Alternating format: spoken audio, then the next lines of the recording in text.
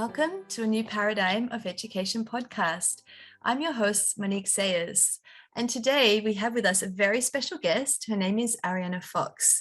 I'll go ahead and introduce Arianna. She's 15 years old and she's from the US. She's known across the region as a little ball of joy and energy. She's a girlpreneur, a best-selling triple author, motivational speaker, an actress, voiceover talent, and teen influencer. Arianna Fox may come in a small package, but her ideas are revolutionary, which is amazing for a new paradigm. This is exactly what we're here to talk about.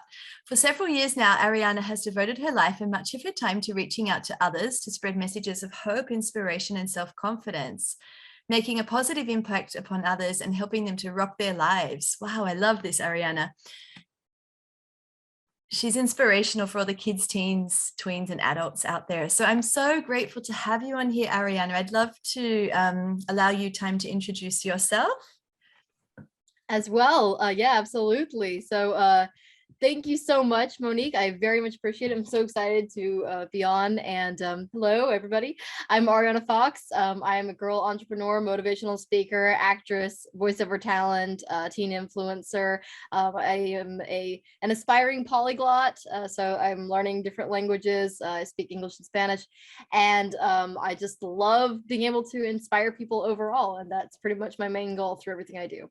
It's really, really inspirational to have you on our show, Arianna. You're our first official teen on our show. And I've been wanting to invite the teens into the new paradigm because I believe you are the key and the wisdom holders of this, of what is needed to be changing, because we're doing all of this for you and then for the generations that come after you as well, So thank you for coming.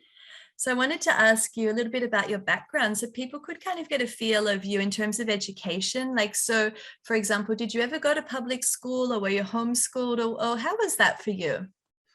Definitely. So I am and have been homeschooled my whole life. And I absolutely love it. It's really funny, actually, a story about that. My daddy is a director and creative producer, and he does so many things. And he just created and did the production, the writing, everything of a movie recently called The Box in the Basement, which is available on Amazon Prime and Tubi and IMDb TV. But when he was shooting some of the scenes, it was really funny because one of the scenes had me, because I played the main character, had me as a student in a school bus. And it was so funny because I was so excited when we were going by, because this is my first time on a school bus, and all the other people who were supposed to be the classmates, they're just like, okay, this child is weird. But it was super fun. I love being homeschooled. It's the opportunity to be flexible with doing all the other things that I do is fantastic. And definitely to have fun while learning is extremely important. Yeah, it's amazing. So it seems to me like this homeschooling is not the average homeschooling where you're ticking boxes of like maths and English and then you're sending in your script to somebody to say, yes, okay, it's done. It sounds like you've had an amazing upbringing, like being able to do entrepreneurial activities, being able to be a published author. Can you give us like a kind of a day in the life of how it is for your homeschooling? Like, so other teens or parents could get inspiration of alternative ways of being homeschooled, if that makes sense. Absolutely. So it's always just been a mix of all kinds of things ever since I was young. When I was younger, it would just be, things that were really important that my parents would, just teach me little things here and there, help me to have fun while I did it. Recently, I actually have been using a curriculum, sort of like a curriculum. It's an online curriculum. It's free. It's called Easy Peasy All-in-One Homeschool. And it's really great because I am I know you know this, I'm a very organizational person. I love lists. I love things being as structured as possible. And I know that there are a lot of people out there who are like me in that they just want to have some structure in the day. And it also is good for prioritization. And all-in homeschool is brilliant because it is very structured. It tells you exactly what to do, you know, what to go to next. But I'm always learning though. It's so funny because very recently I struggled to find a day that I could really mark as an off day, because even the ones that I didn't do an actual curriculum day, I did something else that was still educational. It was either I went to some, you know, chamber mixer for my parents as an entrepreneur, or, you know, I was working on my book for English. You know, there's all kinds of things. And I think that life is school in a way. You know, it's important to get certain things in, you know, like certain things you won't just learn from life anyway, you know, math and all that kind of stuff. But overall, life is the schoolroom, the classroom, you know, and you can glean from it whatever you can, you know. Yeah, totally. And I really love what you're sharing, how it just your life has become education. And I'd love to hear deeper around that. Like, for example, we were just talking before we hit record, that how amazing is it that you are already a published author, and like, you know, think of all the children writing their stories out there in the world that are so excited and they love writing, but then they just keep their stories there, or some of them don't like it and they throw it away, and it kind of just doesn't get used for anything. And what I love is that you have like this passion and this inspiration to create, and then not only that, to produce it into something. Can you kind of give us inspiration how you did that, or maybe some other teens are wanting to do similar to you, you know? Absolutely. And that's a really, really good point. When recently I made an audio series actually called Crystallize. I made the first episode of it. I'm still working on the next episode, but I made this episode and I did the script, and one of the voice actors that I had hired, I'm a voice actor myself, but I wanted to hire other people as well to just kind of get people in the industry. And one of the voice actors I had hired told me, you know, wow, Arianna, I really enjoy what you're doing, because I know so many people that have ideas and they don't get it out there, you know. And it's like what you said, I totally agree. So I think the thing that really mainly made me want to get my stuff out there was my parents, their support. And, you know, they're amazing. They've always been so supportive. When I was around 4 or so years old, I told my parents, I just had this revelation. I was like, I want to be an author when I grow up. Yay! And my parents were like, oh, that's great. That's fantastic. And they're like, but why when you grow up? Why wait? Why not start now? And that really just inspired me, because before that, I thought that it was something only adults could do. And my parents just whacked that out. We're like, no, you can do it right now if you really want to, you know. And I was like, whoa. And so I immediately, you know, set to work. So around 6 years old was when I started working on my first book, which is a children's book. And it took years to find the right illustrator because I don't draw, I'm terrible at that. But when we finally found a good illustrator for it, we ended up publishing it. I published it around probably, I would say 11 or 12. And shortly after, I started writing a novel. But yeah, just I would say to any teenagers out there who have ideas, and I know a lot of teenagers actually who are great writers and who have some amazing skill. And I would say to all those people out there who are wanting to write, who are wanting to, you know, put their content out in the world, I'll just tell you exactly what my parents told me, and that is, don't wait. You know, don't wait until you're an adult because everybody says that you have to be an adult to do it. You do not. You know, there is no legal minimum for, legal minimum for an age for publishing a book. You go for it, you know, with the support of your parents, your friends, whatever, you know, do it. I highly recommend writing because it's a wonderful way to get out that creativity, and it's brilliant. Yeah, that's amazing. I really love how you just went for it and you knew at the age of 4. It's like, it's remarkable. And it's also remarkable that your parents are able to hold space for you in that way. I also think that is part of the new paradigm, is the key for all of us parents and educators, is really holding space for our children and our teens to take that inspired action if they want it, if they want to take that step, to kind of encourage it and go with that step, and find the way, find the path, find a publisher, find a community of people that could help you. Because sometimes I know, like, a teen might want to write, and they'll be like, but if I write, then what do I do? Like, who's gonna help me with that? And I know probably you're lucky because you've had this beautiful community background of people, so maybe encouraging teens to also do that would be good too, right?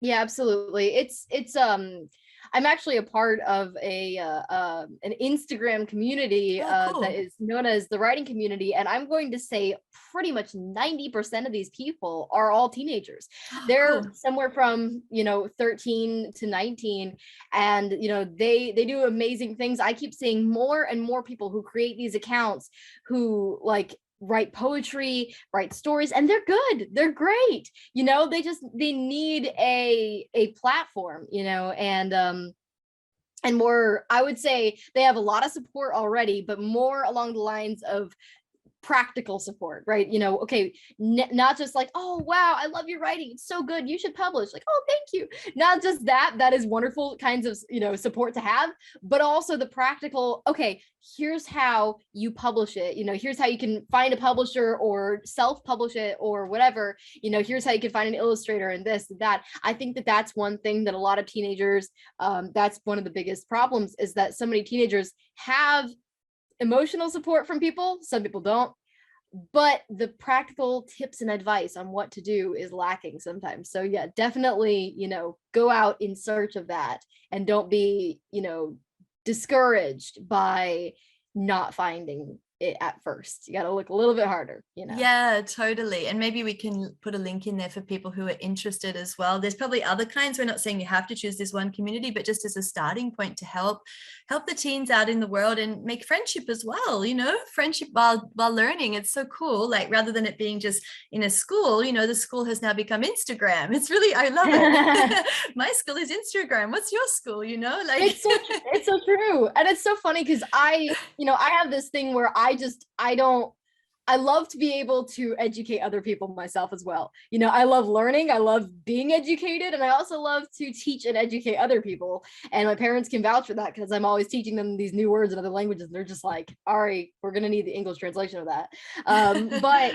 But like you said, what my school has become Instagram. I put on my story, you can put on your Instagram story. I put on my story all the time these little quizzes. Like I did one for Cinco de Mayo, if people knew what Cinco de Mayo represented, the holiday, or if they know what the condition of synesthesia is and what it's about, or just different things. And I do these little things because I'm interested in them. For example, for Cinco de Mayo, I love Mexico and I love Spanish and everything related to that. For synesthesia, I have that graphic and color synesthesia. So I wanted to educate people and say, hey, you can learn from Instagram instead of just scrolling through reels and such. You can actually learn. So it's pretty cool. I love that. I love that so much. That's so helpful and so inspiring to hear that social media, I mean, we have social media, we're in the day of social media. So it's really helpful for parents to hear from people like you, how they can use it in a useful way, like, and encourage Yes.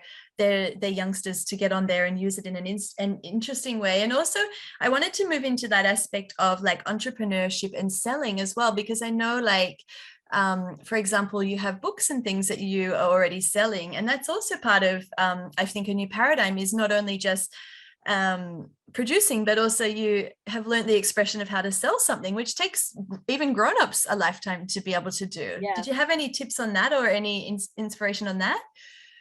Definitely just keep working on it. And, if you have a book out, just keep promoting it, keep making promotional materials for it. The more hyped you get your audience about it, the more excited they get, the more they want to read it. It's funny because I love just doing things, based off of my books, or to answer questions. Some people ask these like work in progress questions and say, how would your main character respond to this? Or what would your main character this? Or what's their middle name or whatever. And so I used to like comment on those all the time for my characters, thinking it was just for fun. But then I realized, oh my goodness, this is also a way for me to get my stories out there. And people are like thinking, oh, that's kind of cool. I wonder what book that's from. What's the book about? And it actually could lead to a sale, So really just not constantly pushing and promoting all the time.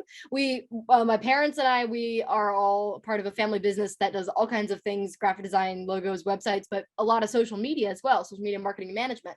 And one of the biggest like rules we've learned is the 70, I believe it's the 70-30 rule. It might be something different, but it's that 70%, inspiring, entertaining, educating, and then 30% selling. It might be more. I think it's 80-20. That's it. 80-20 rule. Okay. 80% inspiring, entertaining, and educating, and 20% selling. It's important to first, like you mentioned before, hook the audience and get them excited and teach them new things they haven't learned before, or entertain them with maybe a snippet of a funny scene from something you wrote or something to that effect. And then, oh, hey, by the way, I wrote a book. Want to buy it? So that's a really important thing, is don't go on either side of the totem pole. Don't go too much on just pushing, promoting, but also don't just not promote it at all either. Yeah, it's beautiful. And I think it's really inspiring for a new paradigm for the children to hear this, because actually, a lot of children probably don't know how to earn money. They're probably like, what do I do? Like, do I ask my mother for money? Do I get pocket money? Do I get a job? And so I feel like what you're sharing around entrepreneurship is really, really useful for children and teens to hear, that they can leverage these things and do it, and also do it not just because you're selling, but just do it because, as you said, I can feel your passion and your creativity and your joy and your excitement for it. And what I want to share now is, or ask you now is, why don't you just tell us about one of these amazing stories you've written? And I'd love to hear it, because you're like an international best-selling author. Is that correct? Could you tell me about one of them? I'd love to hear a bit about it. Indeed. I can do it quickly. I can tell you about all three if you'd like. Yeah, sure. Okay. So three of them. Wow. Yeah, I have 3 published books, and you don't want to know how many unpublished works in progress and ideas I have. The mind of a writer never sleeps. But anyway, yeah. So my 3 published books. The first one is a children's book. And that is the one I was telling you guys about before. It's called The Princess Chronicles, and it's what I came up with, that I saw all kinds of kids and young people who are in need of learning some of the important values and things that so many of us learned when we were younger, but so many people aren't learning it these days, like politeness, trust, teamwork, kindness, honesty, all those things. And so I wanted to put that in a fun and, like I said, entertaining way in the Princess Chronicles. So that's mainly what that's about. These princesses have to learn these things. And then kind of the motto of that is not your average princess, that these princesses aren't perfect. Just because they're princesses doesn't mean they're perfect. The second book is a little bit more for anybody. It's not a particular like age range. It's a sci-fi. If you've ever seen the movies Inception or The Matrix, it's kind of like in between of those. Wow. And it's called False Awakening. That's the Amazon best-selling novel, and it's about essentially a man who's in a dream within a dream within a dream, and he has to join a rebellion and fight against an evil tyrant to save the dream world and the real. So it's this total back and forth, really exciting thing. The third book is my last book that I came out with most recently. Last thing I published, except for something else I'll tell about in a second, but it's called Saber Black. And this is a kind of sci-fi fantasy mix, and this is more for teens and young adults, and it's about basically a teenager named Saber Black, who is, there are the good guys called Sarahs and the bad guys called Sendars, and both of them have wings, by the way. The main character was born a Sendar but fights for the Sarahs. So, is she good? Is she bad? Is she both? She's having to struggle with things that a lot of teens are struggling with in real life, and that is, okay, who am I? What am I fighting for? Who am I fighting for? Should I be fighting for tradition, or, what I've always done, or what I know to be the good thing and the right thing? So definitely that. And also the last thing isn't a published work exactly as a novel, but I did also write something to be featured in an anthology recently, which was really, really exciting. It is published, but it's an anthology. It's not its own thing. But yeah. Oh, wow. That's amazing. I really love that. Just the other day, I was in search of some books for my daughter because she loves princesses. But I was like, really, do I need to teach this same old fairy tale of the prince rescuing the princess? And I just Right. was like, this is not even like useful. Like I want to teach values. I want to teach love and joy. So I'll definitely get this book that you've created, because it sounds really beautiful to teach my little girl like around values in a fun way. I love that. And I love your creativity around all these characters like that have come to you. Like, do you dream about them, or how do they come to you exactly, these characters? Like, are they real to you? Like They live in my brain. it's amazing. When it's just like constantly I think about new characters, new character ideas. Some days I literally just think of a character and I'm like, oh my goodness, I love this character already, just because all his or her entire life just came to me in a flash, and I'm like, this would be a perfect story to write.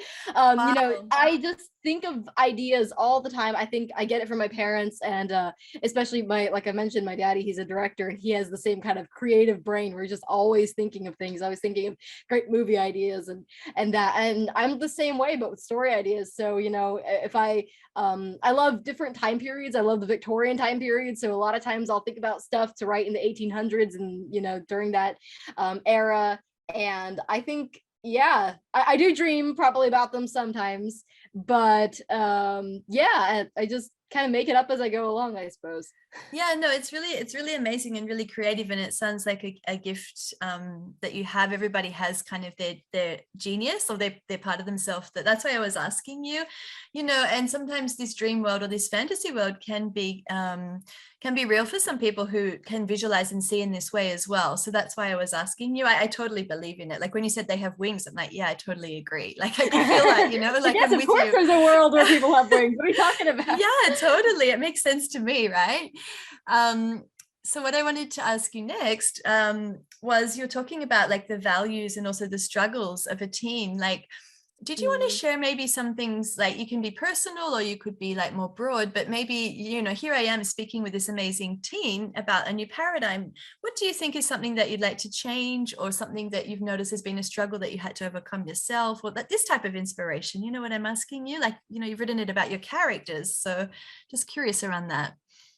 Certainly. So it's really funny because the majority of the things that my characters go through are things that I don't go through. I go through interesting and unique experiences, but somehow I totally relate to them, and I also kind of experience them as the characters experience them.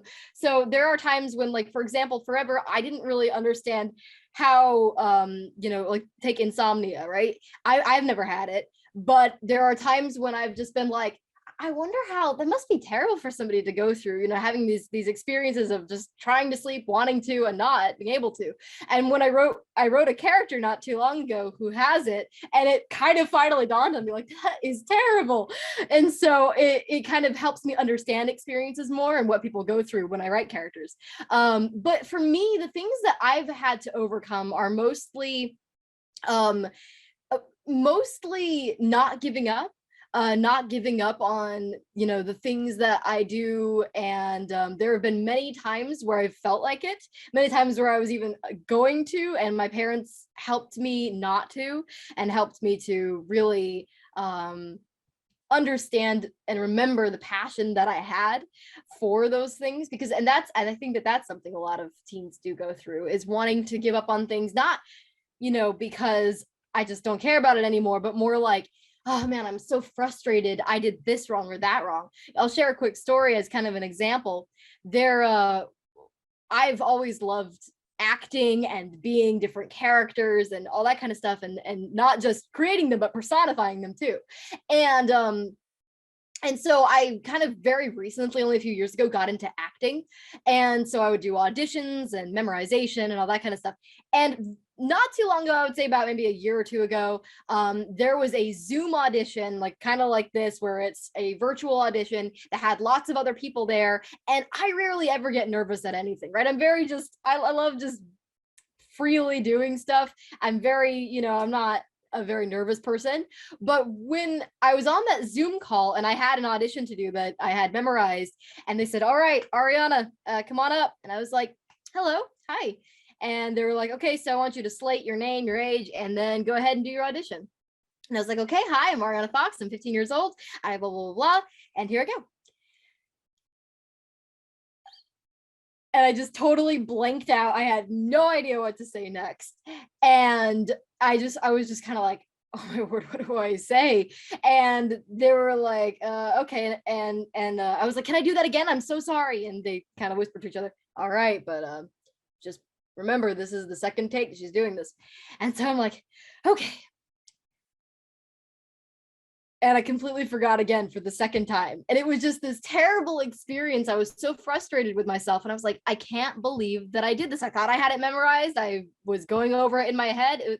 Okay, how do I not know it? And I was getting so frustrated that I started to just not really enjoy acting much anymore, even when I had auditions to do and stuff. And for a while I thought, you know what?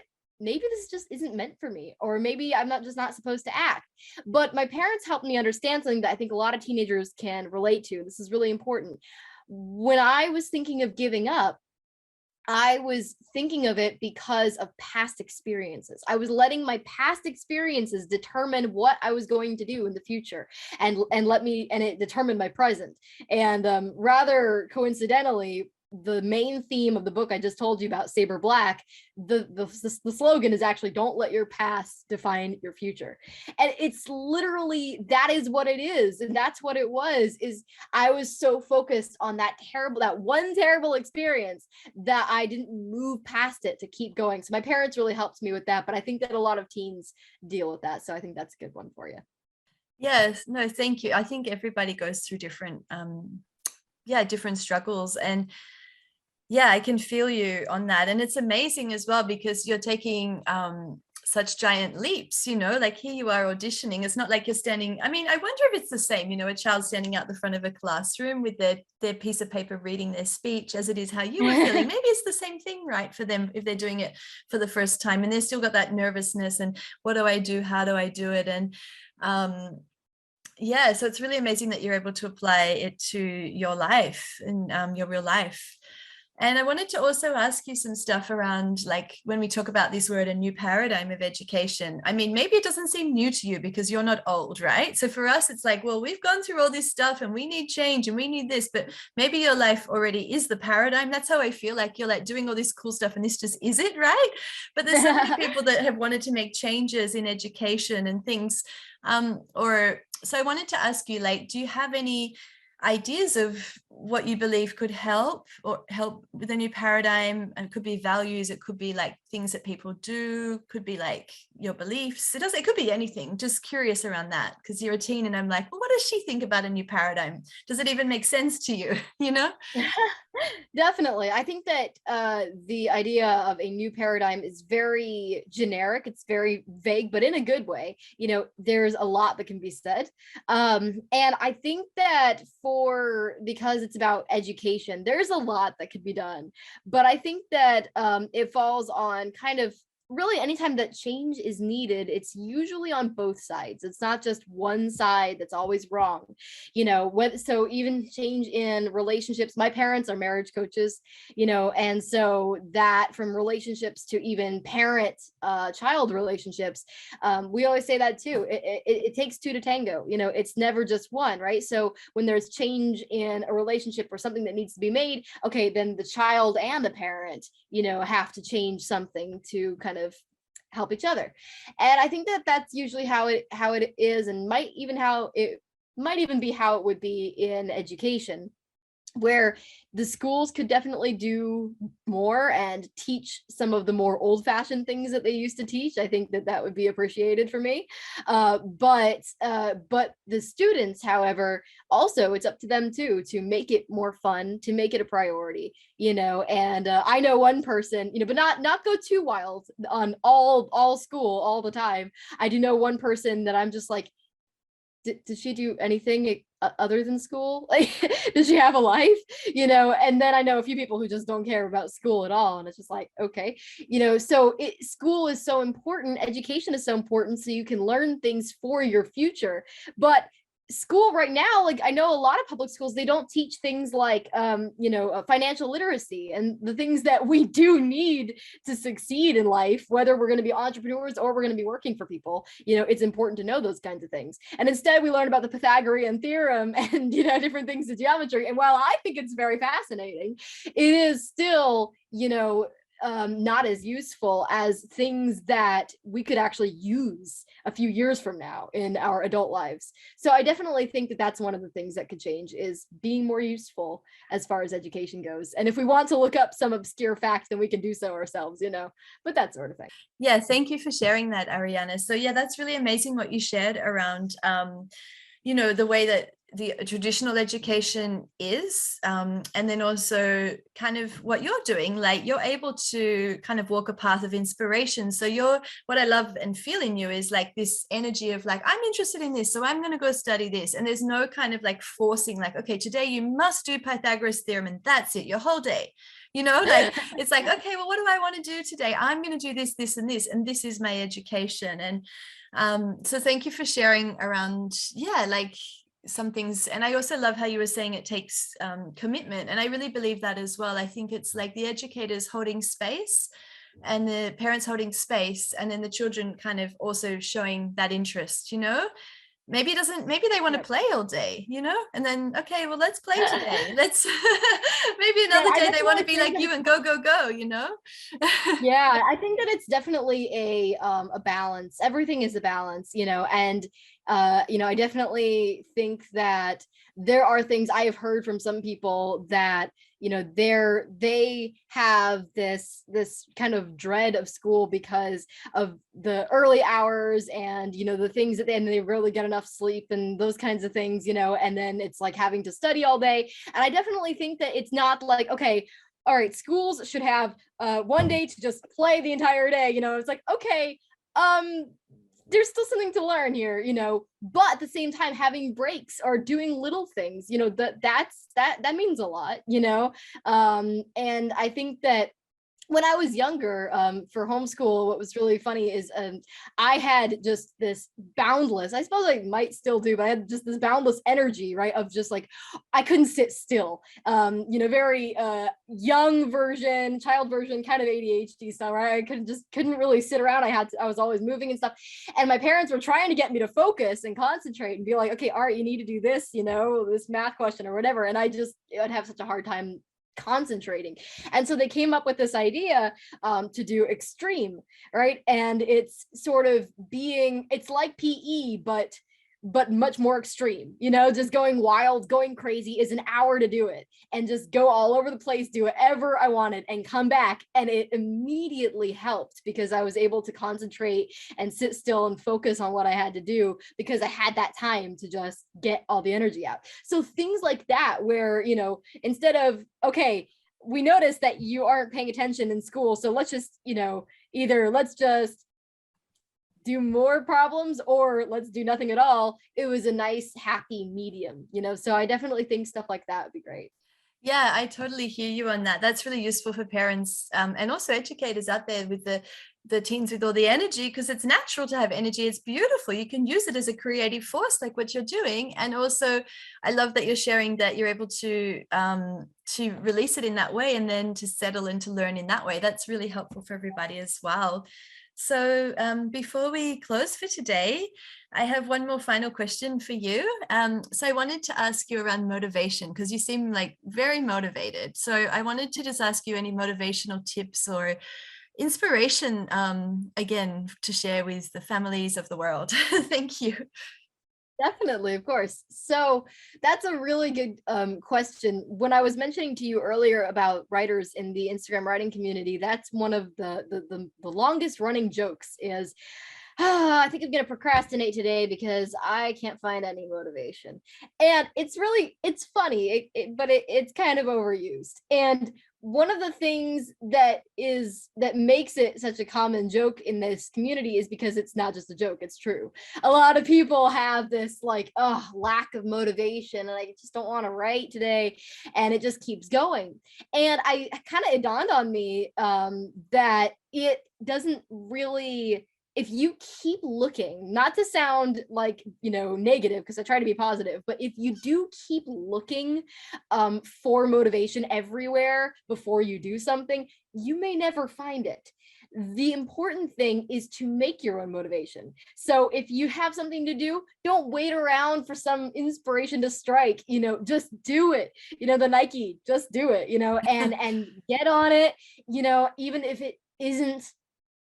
it isn't comfortable, even if you're like, oh, I don't want to do this. I don't want to write this essay, then start writing something else. Do you have like a poem idea? Do you have something that maybe you're looking outside at the trees and you think, oh, I could write about that. So you can start at least by getting something onto the paper. And once you're in the mode of writing, then like, okay, let me transition to the essay, and, and make it fun too. Again, I don't feel like I could stress it enough that fun is a key component to learning and learning well. When I learned Spanish, I did it all on my own, just learning and not from, I did a few educational things for it, but nothing big. It was mostly from apps and videos and classic books. And I did it because I enjoyed it so much. And, and it was because it was fun to do and it was fun to practice. And I loved practicing with people when I would go to a Spanish restaurant and Mexican restaurant and I would order in Spanish, that sort of thing. And so fun is such a good key component. I don't think I really enjoyed writing essays when I was younger, but when I realized that I could write it like I could write a story and make it fun and make it, entertaining, then I thought, oh my goodness, I can't wait for the next essay, and that changed my view on it. So I definitely would say, just if you are feeling like you have a lack of motivation, then don't just sit around looking for it. Make it, do it, work hard, and it will be worth it for sure. Wow, I really love what you've shared around motivation. It's very beautiful to hear your inspiration around that, to take, I call it inspired action, take a step of something that makes you joyful and happy.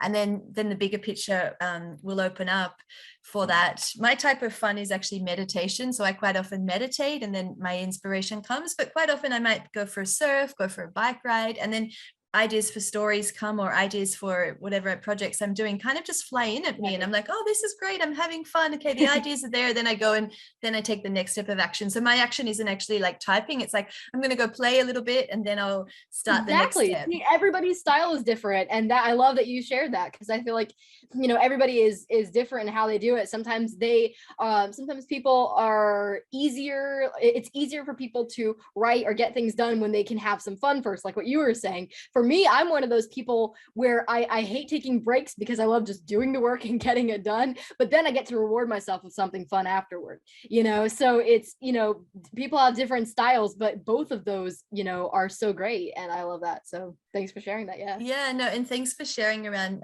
the education being fun. And what I love about having you on here is that it is fun. Like, it's just like so exciting. Your energy is so exciting. There's happiness, and it's like we don't even need to worry about the old paradigm about making changes. It's already here. You just look at Arianna, we're like, we're already in the new paradigm. Just have fun, just do it, get out there. So thank you so much for joining us today on A New Paradigm of Education, Arianna. Thank you so much for having me. It's been an absolute pleasure.